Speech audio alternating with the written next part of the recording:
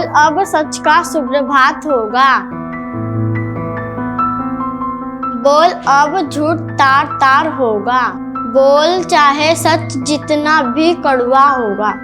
बोल अब सच न बेआवाज होगा। एक तरफ जहां लोग नाइंसाफी के खिलाफ मुंह तक नहीं खोलना चाहते, वहीं ऐसे लोग जो बोल नहीं सकते, सुन नहीं सकते, एक ऐसी नज्म, एक ऐसी पोएम रिसाइट कर रहे हैं जिसका टाइटल ही है बोल।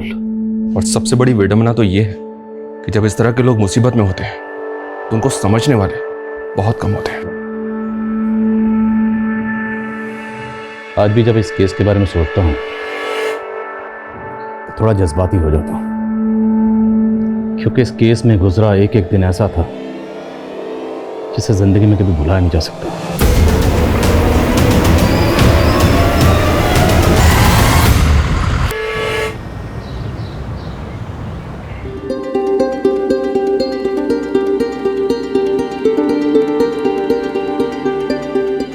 दीदी, दीदी जल्दी करो ना, वो लोग आ गए हैं।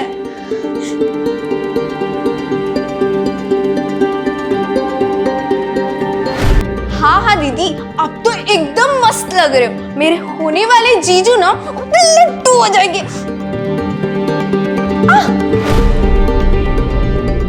समीर के पापा के गुजरने के बाद समीर ने पूरी घर की जिम्मेदारी संभाली है। पढ़ाई के साथ साथ वो जॉब भी करता था और आज पूरी मेहनत से उसने इंपोर्ट एक्सपोर्ट का बिजनेस जमाया है। हमारी संध्या भले ही सुन बोल नहीं सकती है, लेकिन इसने भी कभी जीवन से हार नहीं मानी, खुद अपने पैरों पे खड़ी हुई है। और हाँ, मेरी दीदी एनजीओ में टीचिंग भी करती है और साथ ही साथ ना एक जॉब भी करती है। काजल, बुरा मत मानिए, वो क्या है ना, थोड़ी मुंहफट है ये। मैं क्या बोल रही थी, समीर को संध्या से बात करनी थी तो। हाँ हाँ काजल बेटा, जाओ इन्हें टेरेस पर ले जाओ।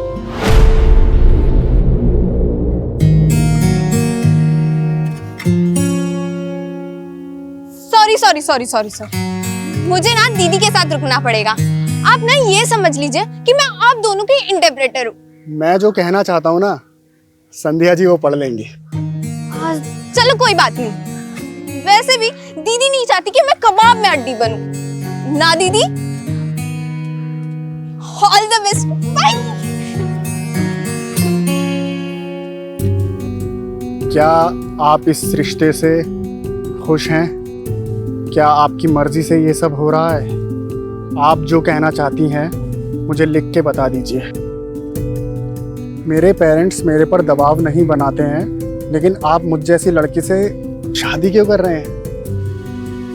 मैं सच कहूँ तो मुझे आपकी फोटो देख के ही आपसे, क्या मैं आपको पसंद हूँ? आप मुझसे शादी करना चाहती हैं?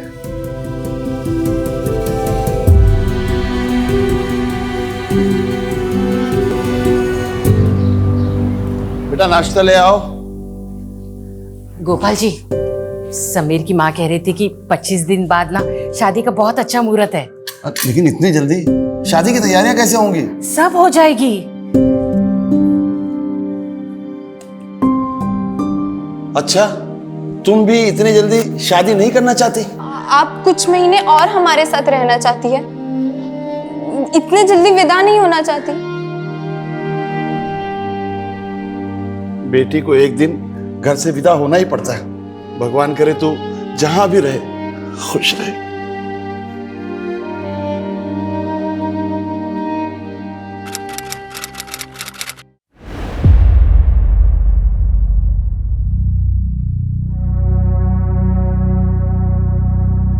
अरे चोट तो नहीं लगी?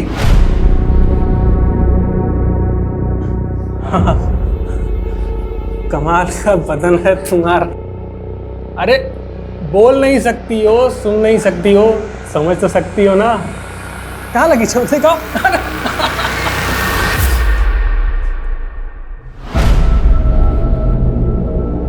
संध्या वेरी पंचुअल। रोज 8:30 बजे तुम आ जाती हो। हाँ हाँ शुरू करो।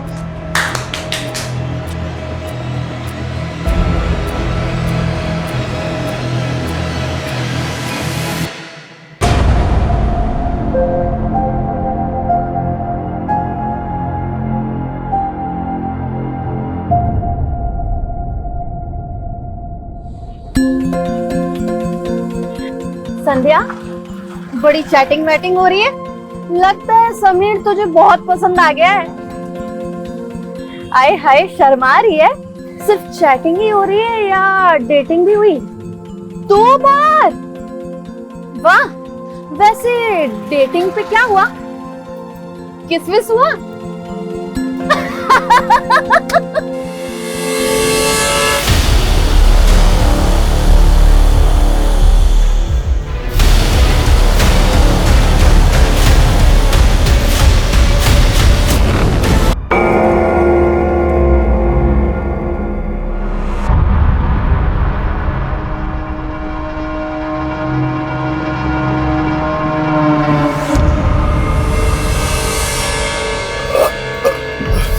ओए बल्ले ओए, बड़ा ही बढ़िया मुर्गा बनया सी, स्वाद ही आ गया यार।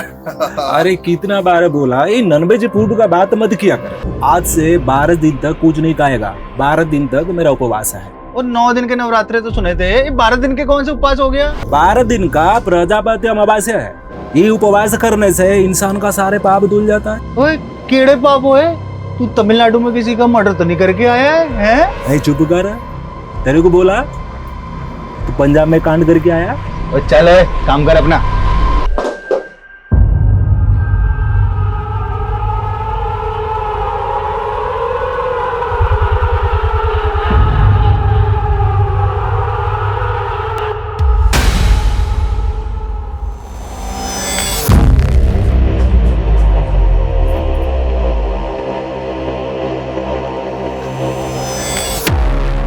चोर साले, चोरी करने लग गया तू? ये क्या कर रहे हो सेठ जी?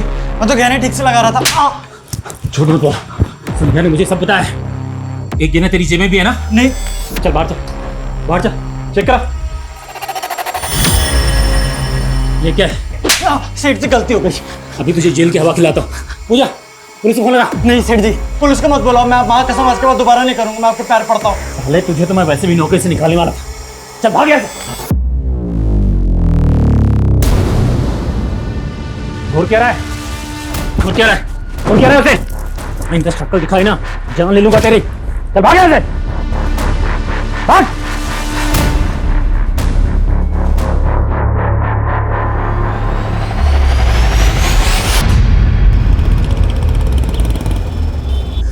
ये संध्या अभी तक क्यों नहीं आई? इतना लेट तो कभी नहीं होती थी। पापा, मैंने आपके फोन से कई बार मैसेज किया, लेकिन दीदी जवाब ही नहीं दे रही है। एक काम करो ना, उसे वीडियो कॉल करके पूछो कि वो कहाँ पहुंची।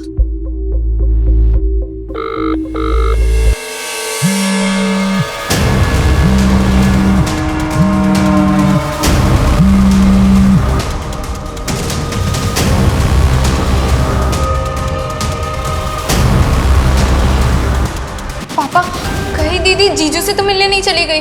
अरे वो हमें बिना बताए समीर जी से मिलने नहीं जाएगी। हाँ, पर कल मैंने उनके फोन पे मैसेजेस देखे थे। जीजू ना दीदी को मिलने बुला रहे थे। समीर जी को फोन करके देखता हूँ। आप जिस नंबर को डायल कर रहे हैं वो इस समय स्विच। समीर जी का फोन तो बंद है।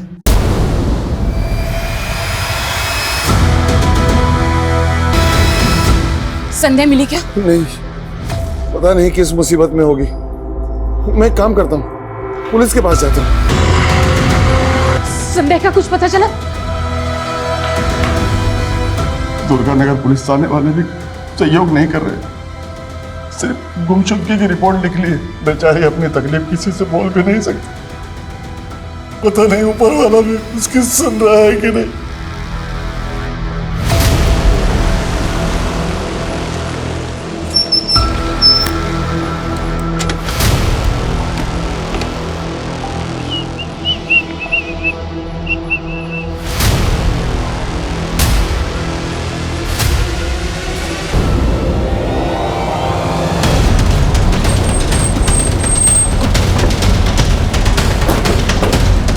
सर, कॉलर ने इसी माइलस्टोन के पास लड़की की डेड बॉडी देखी।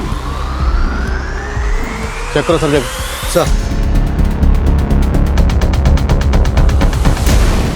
सर लाश यहाँ पे।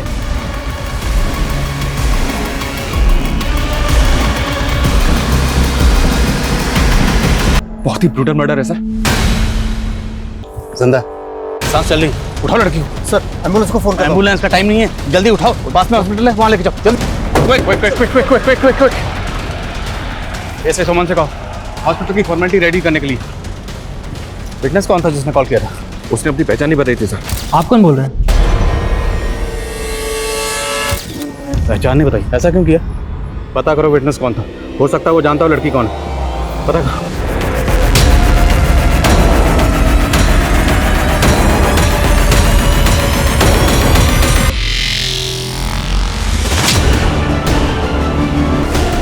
जी सर, मैं हॉस्पिटल में ही हूँ। ठीक है सर, मैं अपडेट करता हूँ आपको। जैन सर। जय सर इलाज शुरू हो गया, लेकिन लड़की की हालत बहुत क्रिटिकल है, कुछ कहा नहीं जा सकता सर, वो बचेगी भी या नहीं।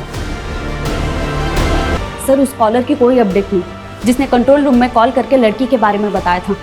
सर जिस नंबर से उसने कॉल किया था वो लगातार बंद आ रहा है। हमें इन्फॉर्म करके फ़ोन बंद कर लिया। पता करो वो नंबर किसके नाम पर रजिस्टर्ड है।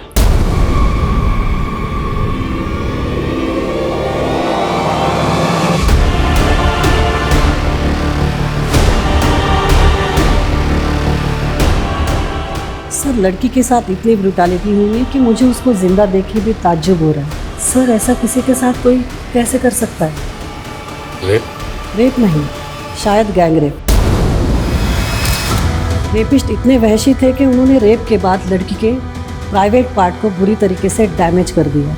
हाथों की सारी उंगलियों में फ्रैक्चर्स हैं, लगता है जैसे बुरी तरह से मरोड़ दिया है। लगता है कांच की बोतल घुसा दी है। लड़की होश में कब तक आ जाएगा? सर जिंदा लाश की तरह है, अभी कहा नहीं जा सकता कि वो सरवाइव करेगी या नहीं।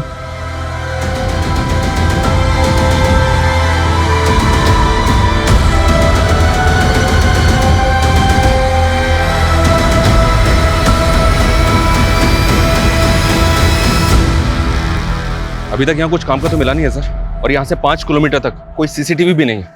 तो क्या करें, तहकीकात बंद कर दें? शर्मा ढील नहीं दे सकते, मालूम है ना, ये केस भी मीडिया की नजरों से बचने वाला नहीं है। शर्मा ढील नहीं दे सकते हम।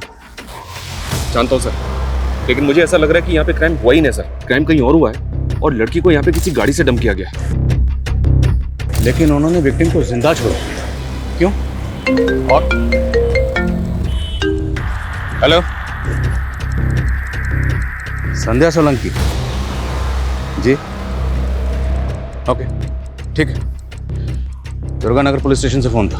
कल रात वहां पर एक संध्या सोलंकी नाम की लड़की की मिसिंग कंप्लेंट फाइल हुई और उनका कहना है कि विक्टिम का चेहरा संध्या सोलंकी से मैच हो गया।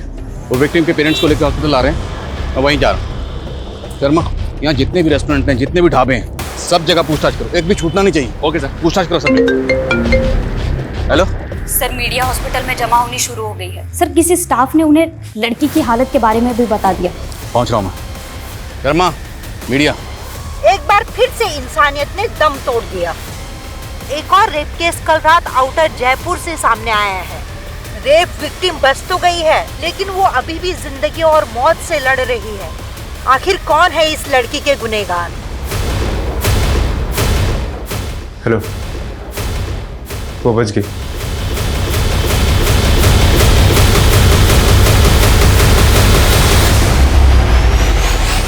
साहब, दुर्गानगर पुलिस वालों से मैंने बहुत कहा कि कुछ कीजिए, लेकिन उन्होंने कुछ भी नहीं किया। मैंने हाथ जोड़े उनके कि मेरी बेटी बोल सुन नहीं सकती, कुछ नहीं किया उन्होंने। संध्या बोल सुन नहीं सकती? नहीं साहब। गोपाल जी समझ, ये बताइए, क्या आप लोगों को किसी पर शक है?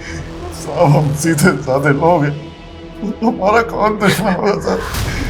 आपने संध्या को जब आखिरी बार सही सलामत देखा था तो घर से कहाँ गई थी? कल सुबह वो एक एनजीओ में अपने जैसे दिव्यांग बच्चों को पढ़ाती है, 8:30 से 10:30 बजे तक, और फिर अपनी नौकरी पे जाती है। नौकरी करने कहाँ जाती? साहब, वो एक गहने जेवर की दुकान पे।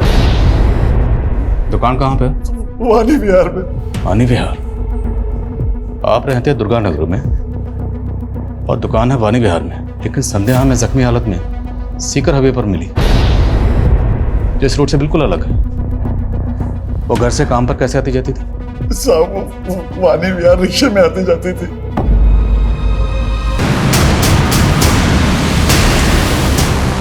सर, संध्या के पेरेंट्स ने किसी पे शक नहीं जताया। हो सकता है केस की तरह संध्या के साथ ये सब रैंडम क्रिमिनल्स ने किया होगा। सर, मीडिया भी तो यही कह रहा है। सुमन, जरूरी नहीं है जो मीडिया कह रहा है हम भी उसी को सच मान लें। हमें अपना काम अपने तरीके से करना है। हमें पर्सनल और आउटसाइडर हर एंगल को इन्वेस्टिगेट करना है।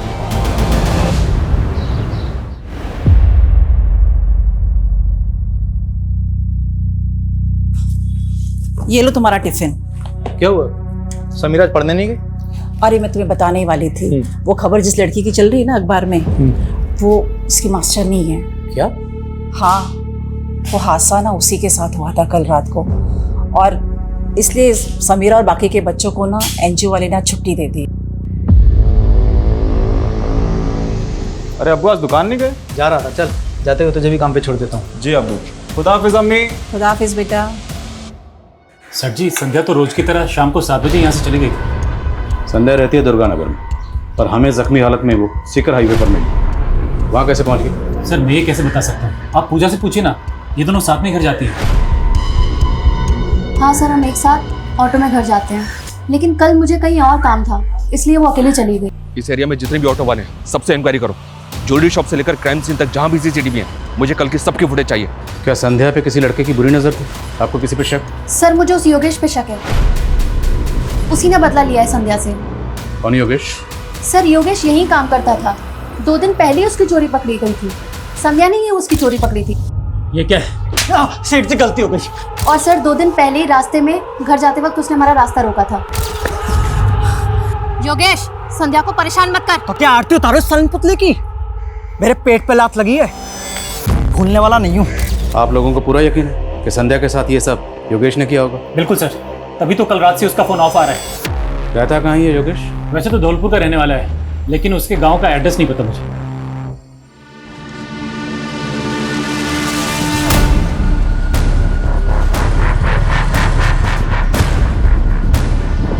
सर, संध्या तो उस दिन भी हर रोज की तरह क्लास खत्म करके चली गई थी 10:30 बजे। तुम्हें कुछ तो हिंट होगा कि संध्या के साथ ऐसा कौन कर सकता है? सर, हमें तो समझ में ही नहीं आ रहा कि एक बेजुबान लड़की के साथ कोई ऐसी हरकत करेगा। समीर बेटा, क्या हुआ? बड़ी गुमसुम सी बैठी। पता नहीं इसके मन में क्या चल रहा है। आज तो सुबह से इसने ठीक से खाना भी नहीं खाया है। शायद अपनी मास्टरनी के लिए दुखी है। सर, उस कॉलर का पता चल गया जिसने उस रात संध्या को सीकर हाईवे पे देखा था। अंकित शर्मा नाम है उसका। थाने बुलवा लिया उसे? सर, मैं उस लड़की को बिल्कुल नहीं जानता। वो तो जब मैं उसे वहाँ देखा मुझे लगा वो मर गई है, इसलिए कंट्रोल रूम फ़ोन कर दिया। कंट्रोल रूम फ़ोन किया लेकिन अपने बारे में कुछ नहीं बताया। फिर उसके बाद अपना फ़ोन स्विच ऑफ कर लिया। क्यों? सर, वो मुझे ब्लड फोबिया, और मैं ज़रा सा भी खून देखता हूँ तो बेचैन हो जाता हूँ। और वो लड़की तो मुझे चक्कर आ गया सर। मैं बार बार उसके बारे में बात नहीं कर सकता सर। अभी भी उसके जिक्र से मेरे बदन कांप रहा है सर। रिलैक्स। और क्या देखा तुमने? सर, मैंने कुछ नहीं देखा सर। देखो, अभी प्यार से बात कर रहा हूँ। अगर मुझे बाद में पता चला कि तुमने कुछ झूठ बोला था तो फिर बहुत बुरा होगा। सर, मैं क्यों झूठ बोलूँगा सर? सर, मैंने ही फ़ोन करके आप लोग को इन्फॉर्म किया और उसकी जान बचाई सर। ठीक है, जाओ। नजर रखो इस पे। वारदात वाली रात इसकी एक्टिविटी चेक करो। हो सकता है इस क्राइम में शामिल हो, और हमें फ़ोन करके इन्फॉर्म करना इनकी प्लानिंग का हिस्सा है।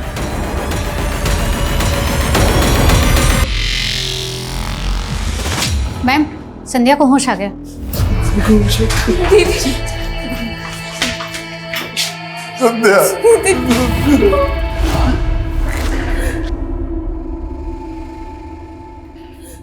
हाथ दूर रही। क्या हालत कर दी है मेरी बच्ची की। दीदी, आप ठीक हो ना?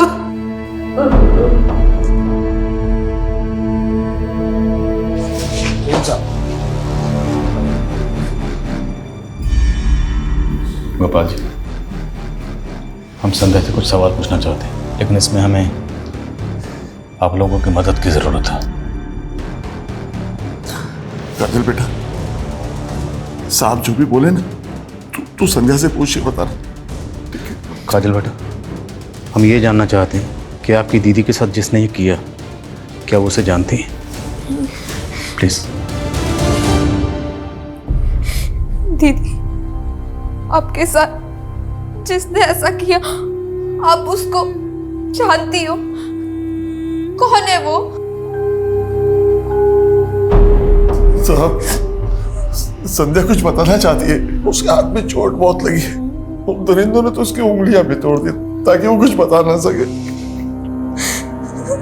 काजल बेटा, दीदी से कहो अगर वो न जानती तो अपनी पलकों को 2 बार झपकाए। दीदी, आप अगर उनको जानती हो तो अपने पलके 2 बार झपकाओ।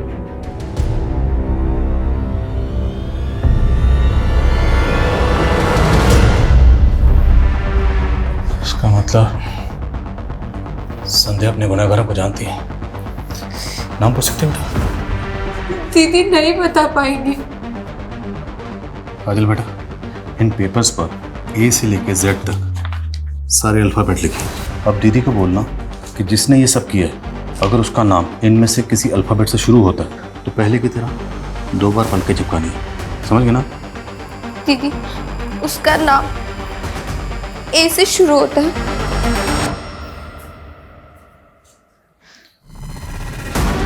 नेक्स्ट पूछो। बी।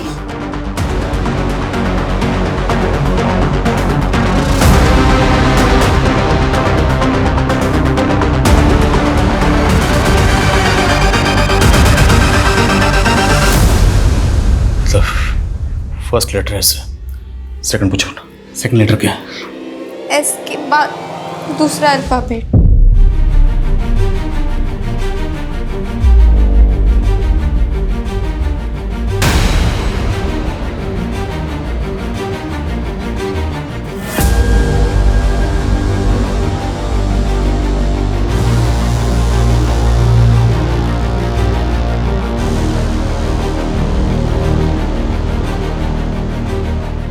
बस कीजिए, पेशेंट की तबीयत खराब हो रही है। जाइए आप प्लीज। संध्या के क्रिमिनल के नाम के इनिशियल 3 अल्फाबेट्स ऐसे एम है। कौन है ये? कुछ अंदाजा आप लोगों को? पापा, जीजू के नाम में भी पहले ऐसे ही आता है। संध्या शादीशुदा? नहीं साहब, अभी कुछ दिनों में शादी होने वाली थी। जिस लड़के से शादी होने वाली है उसका नाम क्या है? समीर।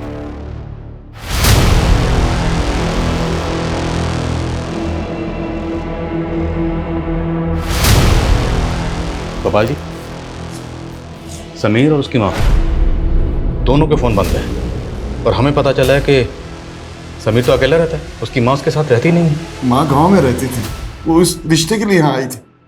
गाँव कौन सा? भिवानी, ये बिमलेश की दूर की रिश्तेदार है। तो आपके पास गांव का एड्रेस तो होगा?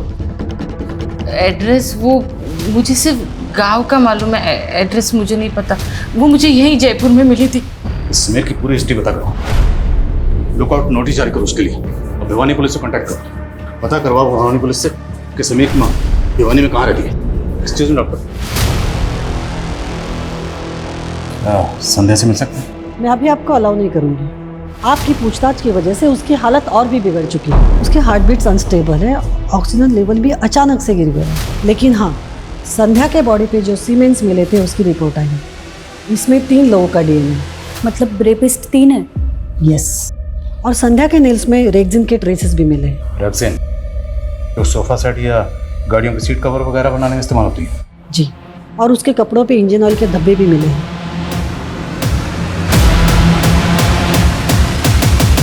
नहीं सर, कुछ भी नहीं है। इस एरिया में कोई भी गैरेज नहीं है सर। ये एरिया रात में काफी सुनसान भी रहता है।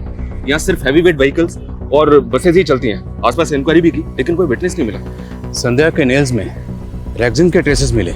उस तरह का रेक्सिन गाड़ियों के सीट कवर बनाने में इस्तेमाल होता है। तो सर शायद संध्या का रेप किसी व्हीकल में हुआ। इस स्ट्रगल के दौरान रेक्सिन उसके नेल में आ गए।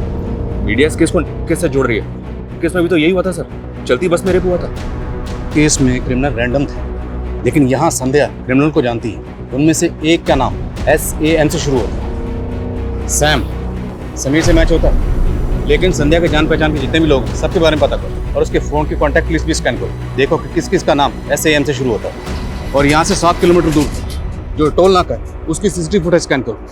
विटनेस ने हमें फ़ोन किया था रात के 12 बजे के आसपास। रात को 12 बजे के आसपास उस टोल नाका से जितनी भी गाड़ियाँ गुजरी हैं सबकी लिस्टिंग करो, सबको स्कैन करो, एक भी गाड़ी छूटनी नहीं चाहिए।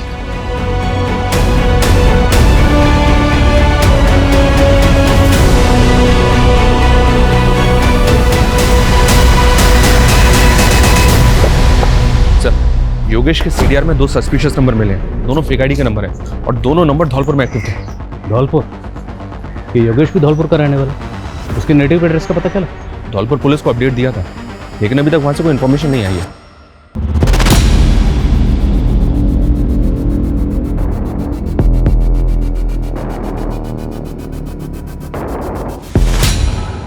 और हम सिर्फ योगेश और समीर तक नहीं रुक सकते। संध्या जिस ऑटो रिक्शा में ट्रैवल करती थी सब ड्राइवर्स को इकट्ठा करो, सबका DNA लो। ये इलाके के जितने भी हिस्ट्री शीटर्स हैं, सेक्स ऑफेंडर्स हैं, सबका DNA लो। जब तक रेपिस्ट मिल नहीं जाते हम चैन से नहीं बैठे। सर मैंने आपको इन्फॉर्म किया और आप मेरा ही DNA ले रहे हैं। मैंने कुछ नहीं किया सर। अगर तुमने कुछ नहीं किया है तो फिर डर क्यों रहे हो? काम है सर, संध्या जिस ज्वेलरी शॉप में काम कर रही थी उस शॉप के बाहर की कई दिनों की CCTV फुटेज चेक की हमने, उसमें से ये फुटेज मिली है। इस फुटेज में संध्या और पूजा को एक लड़की फॉलो करते हुए दिख रही है। क्या आप इस लड़की को जानते हो? नहीं मैडम। नहीं सर, मैं इस लड़की को नहीं जानती, पहले कभी भी नहीं देखा। किसी भी सूरत में पता करो कि ये लड़की कौन है। हो सकता है लड़की संध्या को जानती हो और ये भी चांसेस हैं कि लड़की खुद इस कांड में इन्वॉल्व है।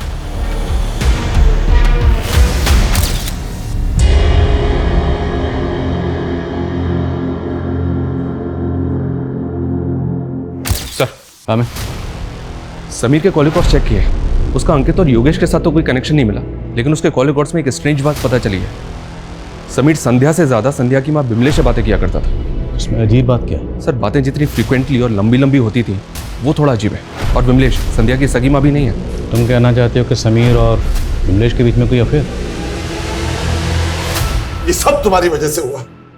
न तुम संध्या की शादी समीर से तय करती, न ये सब होता। मैं तो बस यही चाहती थी कि संध्या का घर बच जाए, उसकी शादी हो जाए।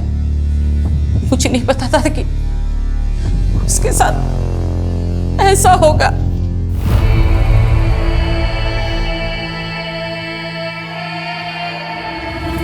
सर, धौलपुर पुलिस का फोन था, उनको योगेश के गांव का पता मिल गया। तूने कुछ नहीं, हाँ? तो तू भागा क्यों था बे? हाँ? और तू फेक आईडी से लिए कि 2 नंबर्स के लगातार टच में।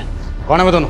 सर, जो वो 2 नंबर थे ना, फेक आईडी से बात करता था, वो बागियों के साथ काम करते हैं। तेरा बागियों के साथ क्या कनेक्शन है? वो मैं उनके साथ मिलकर अपने मालिक रमन से बदला लेना चाहता था, इसलिए हमने उसकी दुकान लूटने का प्लान किया था। पर ये हादसा होने के बाद हमने कुछ नहीं किया। इस योगेश का DNA लो और धौलपुर पुलिस से उन दोनों बागियों की डिटेल्स मंगाओ। पूरे चांसेस हैं कि इसने उन दोनों के साथ मिलकर संध्या का रेप किया होगा। उस वारदात वाली रात टोल नाके से गुजरने वाले 300 से ज्यादा व्हीकल्स की लिस्टिंग की है। उनमें से एक बस ऐसी मिली है जिसके ड्राइवर और कंडक्टर का बैकग्राउंड ना सस्पिशियस है। कौन है वो दोनों? ये जोगिंदर है और ये नरसिम्हा। फोरेंसिक करवाओ इनकी बस को। Okay sir.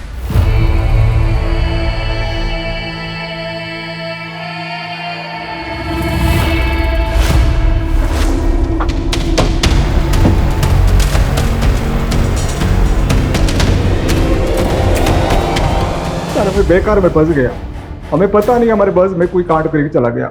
हम कुछ नहीं किया। नहीं सर, सब सच बोल रहे हैं सर। हमने कुछ भी नहीं किया सर। हमारी बस खराब हो गई थी तो हम उसको अड्डे पर खड़ी करके चले गए और अगले दिन जब सुबह आए तो हमने देखा कि बस के अंदर खून था सर। सब हम घबरा गए थे सर, इसलिए हम बस को साफ कर दिया सर। बस में एक मोबाइल भी मिला, मोबाइल कचड़े के साथ फेंक दिए।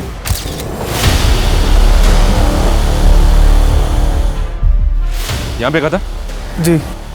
अच्छी तरह से सर्च करो।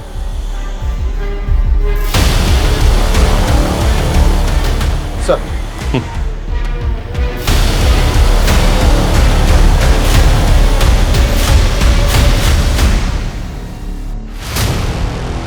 SS। सर ये फोन और खून लगा हुआ ये शर्ट का टैग हो सकता है स्ट्रगल के दौरान क्रिमिनल की शर्ट से निकल गया। डालो गाड़ी में दोनों को। इन दोनों की बातों का भरोसा नहीं कर सकते। इन दोनों के डीएनए को रेपिस्ट के डीएनए से मैच करवाओ और पता करो क्या वारदात वाली रात इनकी बस में किसी ने कुछ होते हुए देखा था। ये टैग कौन सी टेलर शॉप का पता करो और फोन का डाटा रिट्रीव करो। Yes sir. हाँ समान। सीसीटीवी फुटेज में संध्या और पूजा का पीछा करने वाली लड़की का पता चला है दिल्ली पुलिस से। सर उसका नाम पायल राय है और वो एक प्रोस्टिट्यूट है। प्रोस्टिट्यूट? जी हाँ सर। 2 साल पहले दिल्ली पुलिस ने उसको एक ब्रॉथल से रेस्क्यू किया था। थाने बुलवा। सर मेरा इस क्राइम से कोई लेना देना नहीं है। वो मैं समीर की वजह से संध्या से मिली थी। आप जानते हैं समीर को? जी बहुत अच्छे से जानती हूँ। शादी की थी मैंने उससे, उसके कारण मैंने अपनी फैमिली को छोड़ दिया। उस कमीने ने मेरा सौदा करके मुझे बेच दिया। सर बड़ी मुश्किल से लाइफ नॉर्मल कर पाई हूँ, लेकिन कुछ दिन पहले मैंने संध्या को और समीर को मार्केट में देखा था। मुझे यकीन हो गया था कि वो संध्या के साथ वही करता जो उसने मेरे साथ किया। मैंने पता किया संध्या उसी मार्केट में ज्वेलरी शॉप में काम करती है। मैं संध्या को सब कुछ बता देना चाहती थी, लेकिन उससे मिलके पता चला वो बोल सुन नहीं सकती, इसलिए मैंने उसे लिख के सब कुछ बता दिया था। फिर हम दोनों ने उसको रंगे हाथों पकड़ने का प्लान बनाया। लव यू संध्या। क्या हो गया संध्या? तुम बहुत पागल बना लिया तुमने संध्या को, लेकिन अब और नहीं, इसको हम पुलिस के हवाले करेंगे। पुलिस? हमने तो सोचा था इसको अरेस्ट करवा देंगे, लेकिन वो भाग गया। सर यही है दुकान है SS टेलर्स। दुकान तो बंद है। हाँ सर, लेकिन मैंने मालूम किया इस दुकान का मालिक यहीं पास में रहता। ये समीर को तो अपना दूर का रिश्तेदार बता रही थी, और जिससे संध्या की शादी करवाना चाहती थी वो एक नंबर का धोखेबाज आदमी है। कई लड़कियों का सौदा कर चुका है वो। मुझे कुछ नहीं पता। झूठ मत बोल। फोन करती थी ना समीर को बार बार, तेरी बातें होती थी उससे, लंबी लंबी बातें। क्या बातें होती थी? तू भी इसके धंधे में शामिल है? साहब मैं उसे ठीक से जानती भी नहीं, वो तो सावित्री की बातों में आ गई मैं। सावित्री से भी तेरी कोई रिश्तेदारी नहीं, सब पता कर लिया हमने। वो साहब, वो सावित्री है ना, वो लड़का लड़की की शादी करवाती है ना, तो उसने मुझे कहा कि अगर मैं समीर की शादी संध्या से कराऊं ना तो वो मुझे बहुत सारे पैसे देगी। शर्म नहीं आई? अपनी ही बेटी का सौदा कर रही थी। अब सच सच बताओ, सावित्री और समीर कहाँ है? मैं कह रही हूँ मैं कुछ नहीं जानती। सावित्री को कैसे मिली थी? कहाँ मिली थी?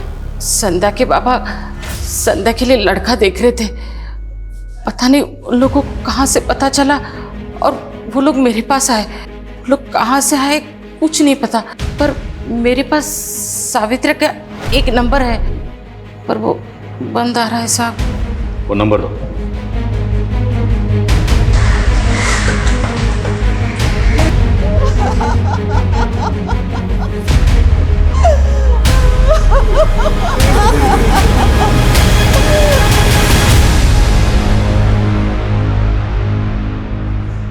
सलीम,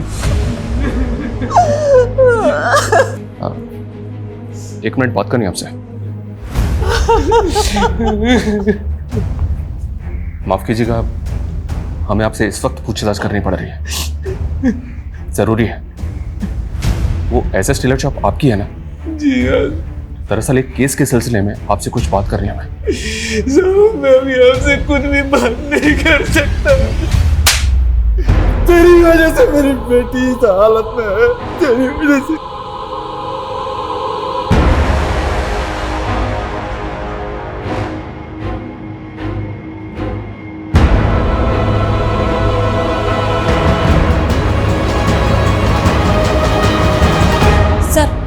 सावित्री का नया एड्रेस मिला है जो उसके दूसरे नंबर के एड्रेस पर रजिस्टर है। इस सावित्री के बारे में पता करो।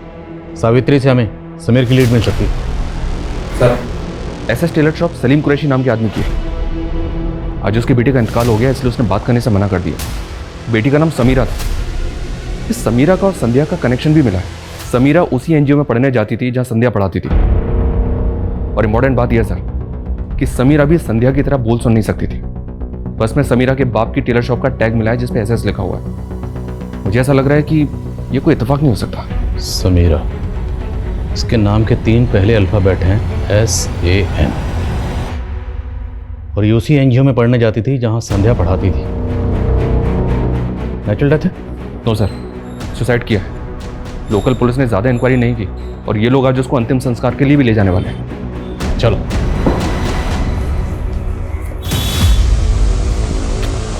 समीर कहाँ है?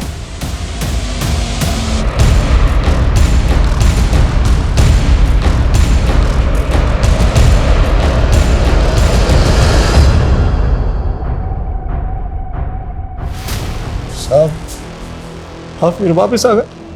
देखिए, हमारा आपसे बात करना ज़रूरी है।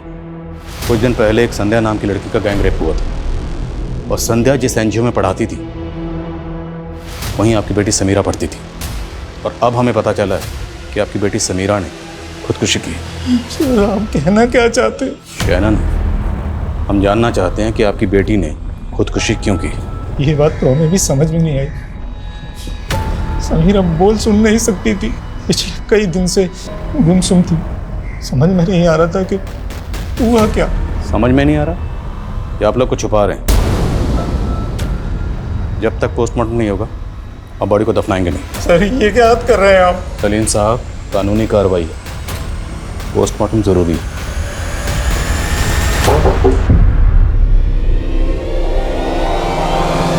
तुझे क्या लगा था वो लड़की बोल सुन नहीं सकती तो किसी को कुछ पता नहीं चलेगा? लेकिन उसने तेरी सच्चाई हमारे सामने ला ही थी। मेरा इसमें कोई हाथ नहीं है, मैंने कुछ नहीं किया है सर। बकवास बंद कर।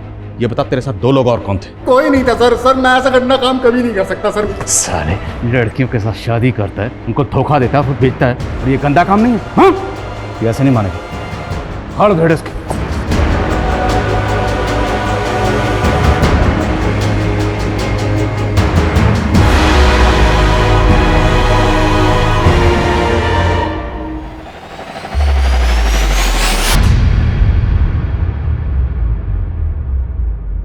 पोस्टमार्टम रिपोर्ट के मुताबिक समीरा की मौत गला दबाने से हुई थी। उसके गले पर स्ट्रैंगुलेशन मार्क्स थे, और जिस वक्त उसका कत्ल हुआ उस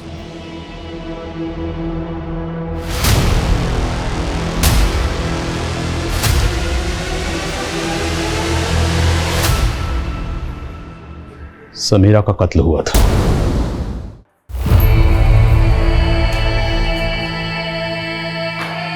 संध्या, मेरी बच्ची।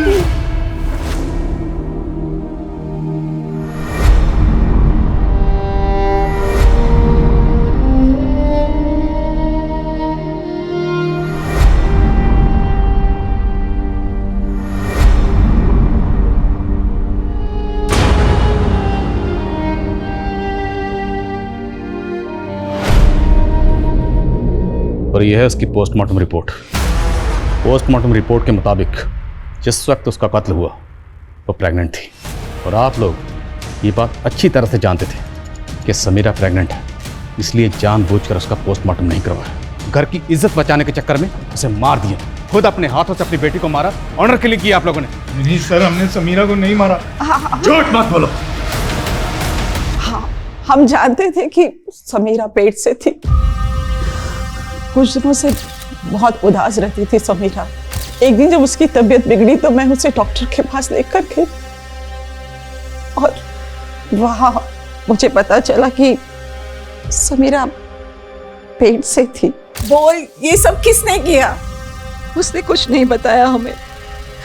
बदनामी के डर से हम तो उसका अबॉर्शन करवाने की सोचने लगे, लेकिन जब परसों मैं काम से वापस आई तो वो फंदे से लटक रही थी। बस सर, यकीन मानिए हमारा, हमें नहीं पता था कि समीरा का किसी ने खून कर दिया। वैसे भी मोहल्ले के सभी लोग उसका मजाक उड़ाने लगे थे। ऐसे लोगों को समाज चैन से कहाँ जीने देता है सर। हमें तो पहले से ही शक था कि एनजीओ में उसके साथ कुछ गलत हुआ। बेचारी एनजीओ के अलावा और कहीं नहीं जाती थी। अरे मुझे क्यों अरेस्ट कर रहे हो? मेरा क्या कसूर है? अबे मालूम है तू बच्चों के साथ क्या क्या करता है? बिठाओ इसको। एसएस, ये टैग तेरी ही दुकान का है। किसने सिलवाया था ये? साहब, बहुत से लोग सिलवाने आते हैं, चेक करना पड़ेगा। चेक करो अभी के अभी। जी साहब। सर बिलीव मी सर, मैंने कुछ नहीं किया। यकीन वो तो डीएनए रिपोर्ट से पता चल ही जाएगा। मैं क्या हुआ? ये नहीं हो सकता। क्या नहीं हो सकता?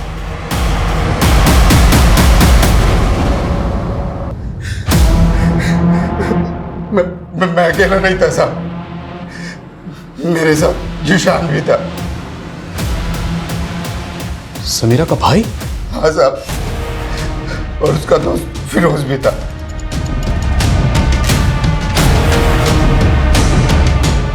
उस मासूम ने तुम लोगों का क्या बिगाड़ा था जो उसे इतनी बुरी? ये सब समीरा की वजह से हुआ है साहब। क्या हुआ था? एक दिन मैं और वसीम मामू नशा कर रहे थे और नशा बहुत ज़्यादा हो गया था और मैंने समीरा का रेप कर दिया। मेरे साथ वसीम मामू ने भी उसका फिर रेप किया और फिरोज ने भी उसका रेप किया। ये सब अक्सर होने लगा था साहब।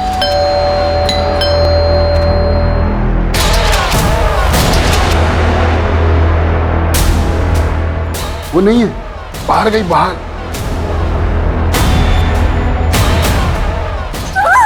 उस दिन संध्या ने हम तीनों को समीरा के साथ देख लिया, इसीलिए हमने उसे रास्ते से हटाने का प्लान बना लिया।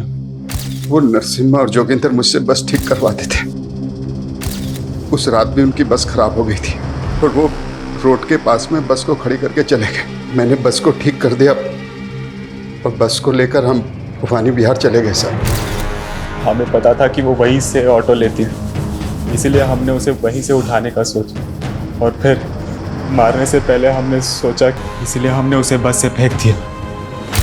समीरा को क्यों मारा? वो प्रेग्नेंट हो गई थी, उस डर की वजह से कि वो कहीं किसी को कुछ बता ना दे, हम फंस जाते साहब, इसलिए उसको भी मारना पड़ा। तुम लोगों को जहन्नुम भी कबूल नहीं करेगी, वहां भी तुम लोग दाखिल नहीं हो पाओगे।